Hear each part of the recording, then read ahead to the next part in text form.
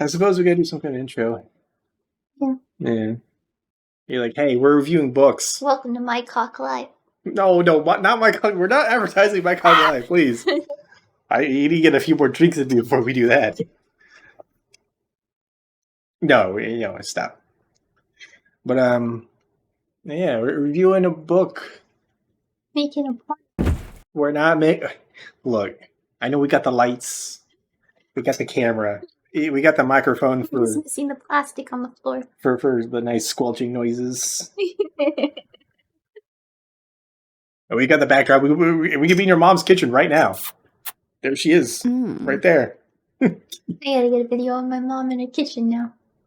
No, please, no. Yep. Oh, God. Recording live from your mom's kitchen. But, a book. A book by a certain Brandon Sanderson. Where's the book? Brandon, the physical copy. You want me to get the book? You should have been prepared. You should have brought the physical copy. Bitch. Is this what you want, wife? Hold on.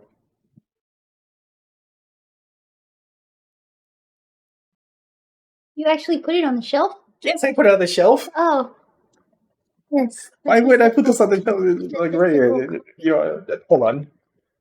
Product show. Ooh.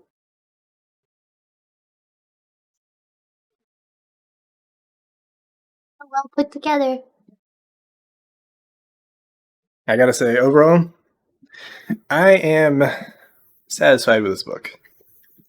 I like this book. It's got some nice weight to it. Pictures, lots of pictures, since I'm not allowed to read.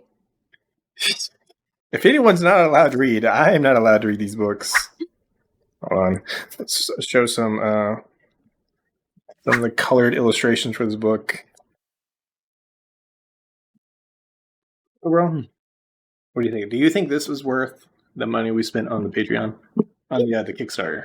I think it's worth the money we spent on the Kickstarter. How much did we spend again? You told me it was only $100, right? No, it was... Did you give to the collective, Daniel? The collective? Look, Brandon Sanderson is not a cult. Might as well be. Like, we got a bookshelf here, and I'm trying to throw up a picture of like what it looks. Actually, no, we're going to green screen it in.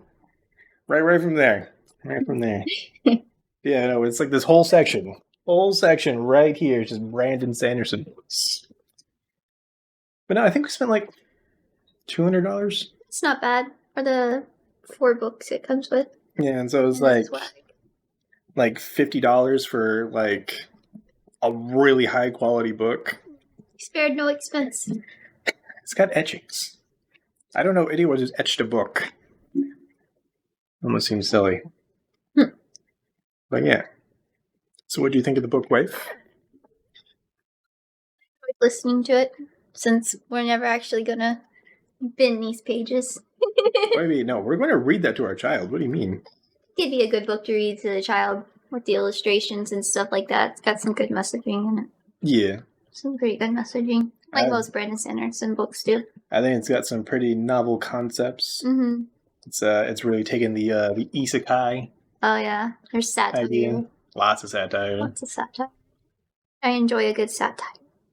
Yeah, poking some fun at some corporations. Mm-hmm.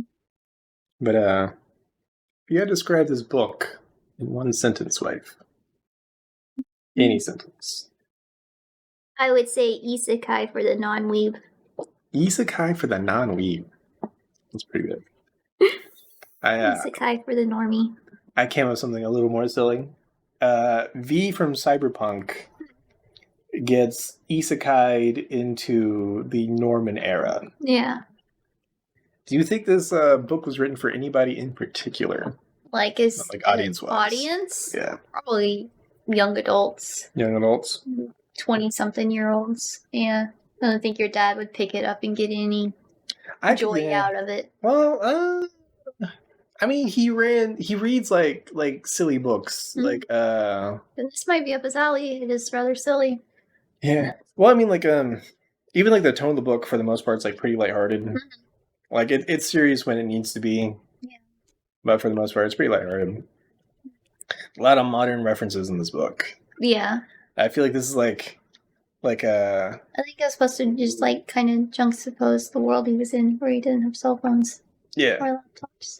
Well, like so there's that, but I think it's like Sanderson's been writing all this fantasy for so long. Yeah. It's like when you haven't cussed for so long. Oh, okay. And you're like, all right, time to get it all out. Time to get all the modern references out, the ones I've been wanting to make for like years, decades. But would you recommend this book? Of course, I recommend all the Sanderson's books. All the Sanderson's books. Any standout characters for you, wife? Hawke. You like Thok? I like Hawke. The goddess Loki. Yeah. She only had a small portion, it seemed like. I feel like she was a pretty good character. Really drove his messaging home. Yeah, well, I mean, like honestly, this is definitely a like a science fiction turned fantasy, which is pretty nice. Yeah. But is there any parts you didn't like? I can't think of anything that stands out. I'll have to go through it again. Yeah. There wasn't anything that I was too critical on. Like listening to that Warhammer book. The narration is good in the audiobook. He keeps the same narrators, right? You have Michael Kramer and Kate Reading. And they're really good at narrating. So, I mean, yeah, enjoy the narrators. Yeah, no, I think they did a pretty good job narrating the book. Mm-hmm. There wasn't much that I'd like. So there's a lot of odd words in this because it's like a dimension like our own, but subtle differences for like language. Uh-huh. But so they'll say things like Wheelish instead of Welsh. Yeah. But overall, everything was still like identifiable as to what it was. I think the only thing was I thought "scop" was like a slur or like an insult. How would you think it was an insult? Because like they were using it as a term. Well, I'd be like, so Tommy, please. You could definitely tell it wasn't an insult. Well, because like the scop. Well, yeah, but like just like the way the word sounds. The way it sounds, yeah. Yeah, but it was because she was like, "Oh, the woman's a scop," and I was like, "Strumpet." Yeah, I was like, "What the fuck? That sounds bad." But no, it is a position of honor. What do you think of our Protag-kun? Yes, Protag-kun. Protag-kun. Tell me about Protag-kun. Starts off as like any isekai almost losing his memory. True. So he had a lot of character development to go to, so that was a good angle for it. Dropping somebody off with no memory so they can develop over the book. So yeah, it's overall a pretty good character. Well, the part that I really liked about because like obviously he's looking at his own reflection, upset.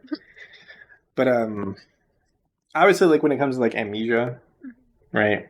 A lot of times there's like a single event that just triggers all the memories, and so it might as well be like we just never did it. Oh, an exposition dump. Yeah. Of sorts. But I really like the fact that as he gains his memories back, because at the very beginning it's like, oh, I'm this. Yeah. And then he's like, oh wait, no, I'm not that. I'm actually something completely different. I'm something way worse. I really like that aspect of it because it definitely sets up the like his mind is his own obstacle kind of thing. Yeah. But I like the cybernetic stuff. The cybernetics were very subtle. It's very easy to go over the top when it comes to implants and whatnot. We mostly got some real basic ones. Yeah. Amy. Oh. Mm-hmm. Small dog break. Thanks, dog. What do you think of Cephalin? Cephalin? She was definitely a kind of co-protagonist. She had almost as much time as Johnny did. Yeah. She's not too memorable to me, honestly. No. I think her only memorable part starts probably the end. She was there, I guess, just to push Johnny along, I feel like. Yeah, well... I mean, and give him something to do. Yeah, well, it's definitely she was our, because, like, you know, like, the story, like, they'll be like, oh, here's this new guy. Yeah. And so here's this, like, mentor figure to tell the new guy and us, the audience, by proxy. Yeah, the story. Yeah. Give us the background. Yeah. the mythology and stuff like that. No, she wasn't a Mary Sue, but she also didn't change very much, I don't think, except for, towards the end. Yeah. I don't know if you could even see her devotions wavering at all. I never felt like they did. Well, I think it's definitely she was like dealing with like a lot of baggage that she had to overcome. Yeah. Because like the whole like she got in her head that they were charlatans, like doing what they were doing, spreading false hope among the masses. So I guess she did change in that regard. Yeah. But I mean, I liked the ending. The ending was good. Yeah. Because I cried. You cried. The Brandon Sanderson ending. Yeah, it's like Sanderson's got like a line directly connected to your tear ducts. I think so. And just pulls it. Yeah. I mean, Sanderson makes me cry sometimes. I think I've cried in every book we've gone through. When it came to Brandon Sanderson? It's good, right? At some point in the book, I've cried. No, he's very good at making you care about the characters. Yeah. I guess she's not very memorable, but I think I probably did care about Seth one. Yeah. Well, she definitely has like a I think, and this might be like the secret to his formula. Like we always see these characters in like vulnerable moments. Yeah. Like in like moments of weakness. Even in like Kaladin, like Stormlight Archive, like we see him like break down like a few times. That's true. But a lot of those characters are messed up. Yeah. Which, I mean, I guess isn't too far for our protagonist, Johnny. Yeah, he has his own baggage. Yeah, a lot of baggage. I really like the angle of like he's not a good dude. Oh, yeah. Like he's like always been treated like a loser for like most of his life. That doesn't make him not a good dude. Well, I mean, like, cause like because of that. Oh, okay. He turns to like like he gets in with like a bad organization because he felt like he had no choice. Yeah. Well, what do you think about the dimensional hopping, or like the idea? Reminded me a lot of his Cosmere, like. Oh. Can only go so far outside of the Cosmere and stuff like that. I guess. So you can only go so far upstream, according to them. Yeah, which I mean, I guess even Thought was working on moving further upstream. Yeah. Trying to. I guess she's going to create her own dimensional beacon. Yeah. Oh man. So I like that concept of only being able to go so far. Yeah. Because even like while we were going through the listening to the audiobook, I was being like, oh well, like what if you just like come across like a higher civilization that's got more advanced technology than you? Because almost as if once you reach dimensional travel in like this world, it's just like you have access to almost all technology that you could have possibly gotten in your like realm of physics. It's like, oh, just jump to like this one that's like way more advanced than us. We'll just go take their technology and bring it back. What, the women? The money? What if they're using like pop cans for money? I do like his interludes in the book being like little like sales pitches. Oh yeah, That's it's all cool. the frequently asked questions. Yes, and that turned out to be sales pitches. Yeah. Well, and I even like their idea of like what a wizard is. Yeah. It's someone who just has sufficiently advanced technology. Because like, could you imagine like it's fucking World War II, you're in a biplane with machine guns on it and fucking like escorting like a bomber over a target, and then you just see this plane come in, no propellers, jet engine just zoom right by you. You're like, oh, the hell was that? Must be magic. Aliens. Yeah. But no, it's this idea of like of a wise man, of like what a wizard actually is. And even it's funny him trying to even explain this concept to Sefwin. She's like, the fuck are you talking about? Yeah. No idea. Wish there was more gods. You wish there were more gods? Yeah. Well, more of a showdown with Odin. More of like a physical presence of Odin that we're fighting But that against. would make the book much bigger. Yeah. I don't think he was striving to make this one a 1,000-page book. True. For reference, this book is like 350 pages, I want to say. I would have really liked... Well, I mean, like, so obviously, like, for good world building, you want, like, some previous history. Yeah. And we got that in the form of the Black Bear. And but I think it'd be really interesting to see like what that was all about, really. Oh yeah, like sees another far off land, and he's like a blight type deal. Yeah, where like So all the he- lights have died. And this isn't even Cosmere related, so you can't say that he's somebody else from somewhere in Cosmere. But he could have been another dimensional being that traveled into their dimension. Yeah. And started fucking it up, and that's why the land is blighted. Yeah, well, and like they could even be like, because like, so they called him an elf. Yeah. Right. So obviously an elf. Mm-hmm. But like they already had like a description of what an elf looks like, so it could have been someone else from another dimension hopping in. Yeah. Planting this idea, then like leaving. Because like the black bears like lived for like a very long time too. Yeah, he's still alive in the book. He sends reading parties, so he's still active. Yeah, that's a good point. Yeah. So there's probably another guy trying to take over the dimension. Yeah. Well, so I think there's a lot of like open questions for this book. That leave it open for a second one? That you want a second one? Yeah. Oh, what? It tied itself up so tidily. That's true, but then they left him as a Thane, right? Or is the Earl? I think he's a Thane, and then the other guy's the Earl. Johnny is he's someone who travels around with. Oh, he's a scop. He's a storyteller. Yeah. And we left off. Brandon Sanderson's a robot. Writes 4 books in a year. Yeah, no, that Brandon Sanderson is hooked up to like a matrix chair. Yeah. And his brain is connected to 8 different typewriters, just all going at once to make all these stories.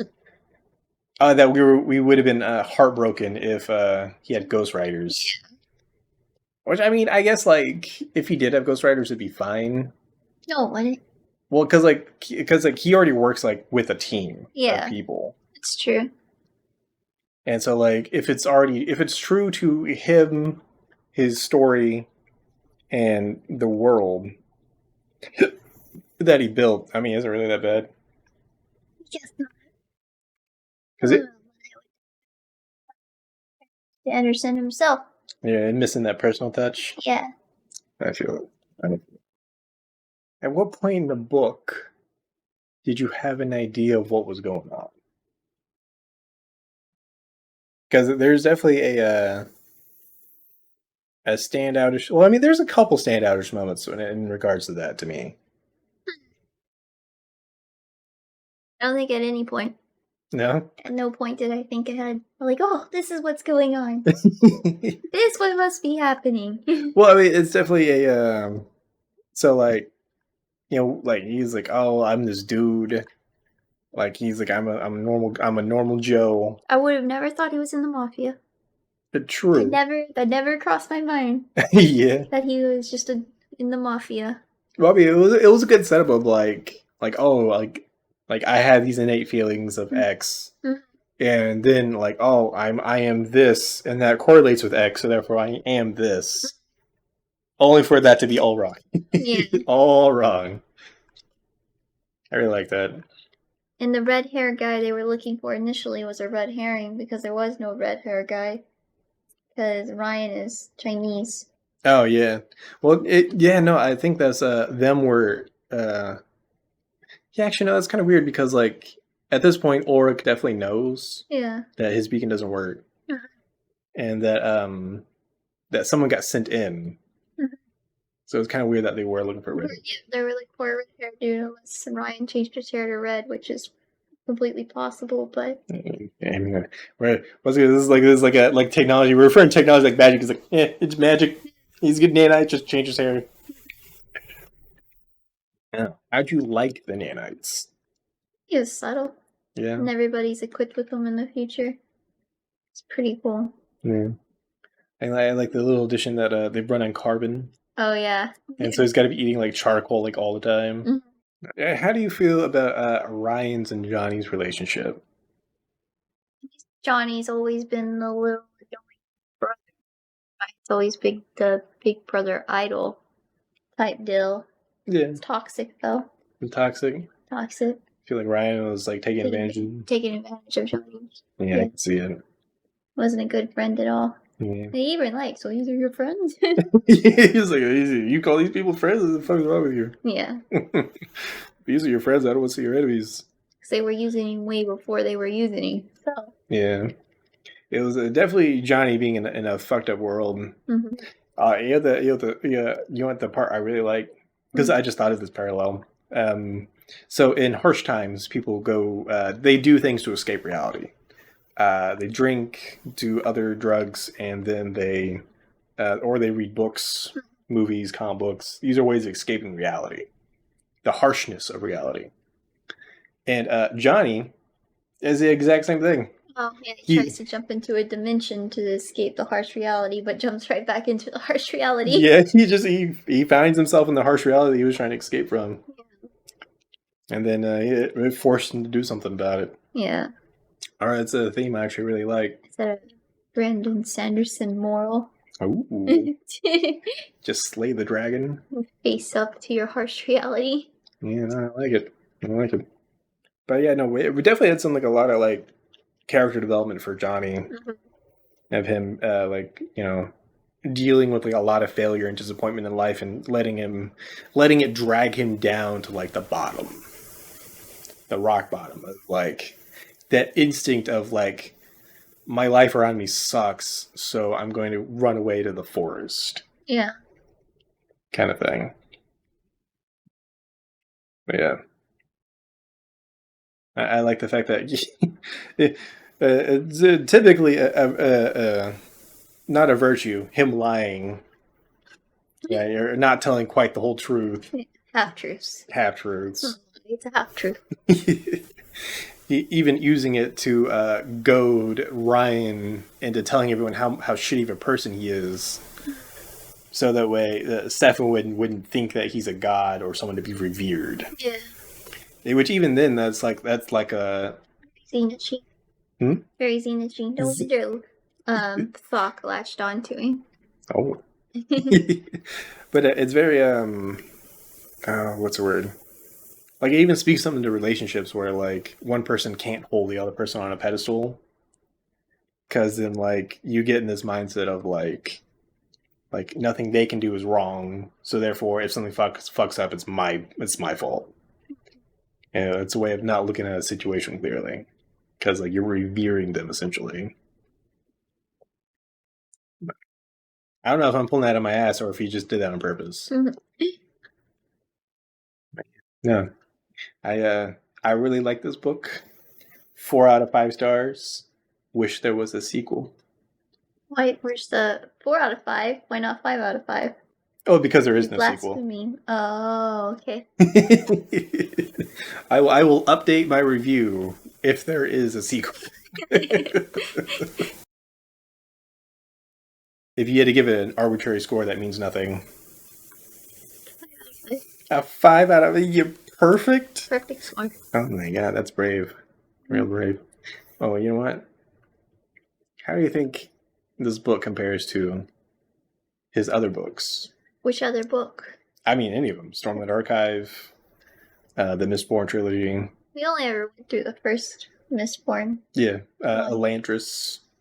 Elantris? I was a Warbringer. I really liked Warbringer a lot. Yeah. I really liked his little short stories for like Lift. And I liked Dawn Shard. The little novellas. Yeah, I really liked his novellas. I'm saying if you like Brandon Sanderson, you're gonna like these books. You just like pick up his novellas and he'd still be cool without reading all the big 1,000-page books. True. You might not get some of the references, but some chonkers. Some fat books. If you want digestible bits, get the Arcanium Unbound. True. Yeah, true. Look at you. A good disciple of the Brando Sando cult. We gotta spread this cult far and wide. Yeah. I want to look at someone as saying strength before weakness, and I want them to complete the saying back at me. Complete stranger. Complete stranger. A hypocrite is a man in the process of change. Still my favorite quote. Sometimes a hypocrite is just a man in the process of changing. Ugh. That's me right here, wife. Right in the heart. Like a knife.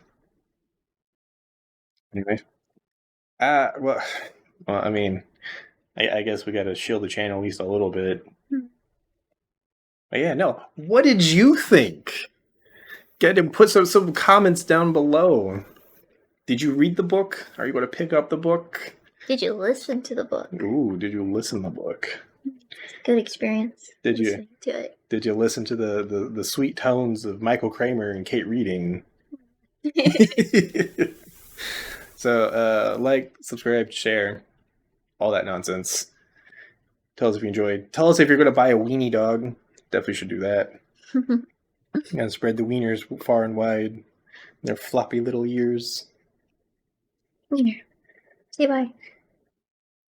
Let's discuss duck dicks instead. You said duck dicks? You want me to put a picture of duck dicks right here? Yeah, they're interesting. I can't put that on YouTube. I'd have to put that on fucking like Patreon or something. Really not safe for work stuff, you know? Duck dicks. Duck dicks. What would you even discuss about duck dicks? They're cool. Fruit shape. Yeah. Brings a new meaning down. I'm gonna screw you. I'm gonna screw you. I'm gonna screw you. You making a fucking boat joke? Because if it's only gonna record 20 minutes at a time, it's gonna be kind of shit. Mm-hmm. Did it even feel like 20 minutes, wife? No. Pretty slow. Or pretty quick. Didn't feel like 20 minutes. Yeah. It's easy to talk to you, baby. Oh, yeah? Oh, yeah. Let's make a porno right now. Hey, don't let. I'm sorry. I'm sorry, we're being silly. Come here. Be sure to put that in the final edit.